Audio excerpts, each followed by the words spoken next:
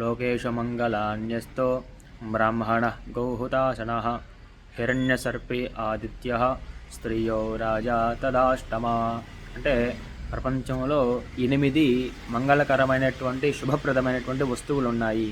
అవి ఏమిటి అంటే ప్రథమంగా బ్రాహ్మణుడు, అలాగే గోవు, అగ్ని, బంగారము, సర్పము, సూర్యభగవానుడు, అలాగే సౌభాగ్యవంతమైనటువంటి స్త్రీ, అలాగే సద్గుణ సంపన్నమైనటువంటి రాజు.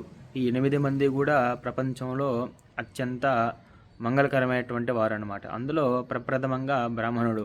ఈ మధ్యకాలంలో ఒక చిన్న మాట ఏమిటి అంటే, ఒక బ్రాహ్మణుడు ఎదురొచ్చాడు, మనం బయటికి పోకూడదు, ఏదో జరిగిపోతుంది అనేటువంటి ఒక పిచ్చి మాట మనందరి మెదడుని కలిచివేస్తుంది. దీనికి శాస్త్రంలో ఒక మాట చెప్పున్నారు. ఏమిటయ్యా అంటే, విప్రోహి దర్శనా సద్య క్షయంతే పాపనాశనం. అంటే ఒక బ్రాహ్మణుని ముఖం చూడడం మాత్రం చేత మన జాతకంలో ఉన్నటువంటి ఎన్నో దోషాలు, మనం చేసుకున్నటువంటి పాపాలన్నీ కూడా పోతాయని చెప్పి మన శాస్త్రం చెప్తుంటే, మనం మాత్రం మన ఇంటి పక్కన వాళ్ళు చెప్పారని పిచ్చి పిచ్చి మాటలు నమ్మి మనం ఈ పిచ్చి పిచ్చి పనులన్నీ కూడా చేస్తున్నాం. కాబట్టి ఎప్పుడైనా కూడా ఈ 8 వస్తువులు మనకు కానీ ఎదురు వస్తే అవి మంగళకరమని భావించి మనం ప్రయాణాలు చేయవచ్చు. అందులో ఎటువంటి సందేహం లేదు.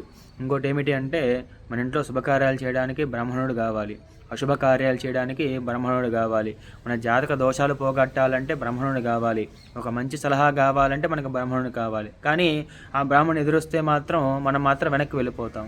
ఎందుకు? కాబట్టి ఏదైనా కూడా విచక్షణంగా ఆలోచించండి. కాబట్టి బ్రాహ్మణుడు ఎదురు వస్తే వెనక్కి వెళ్ళిపోకుండా శుభమని భావించి ముందుకు వెళ్ళండి. ఓం నమః శివాయ. ఓం శ్రీమాత్రే నమః.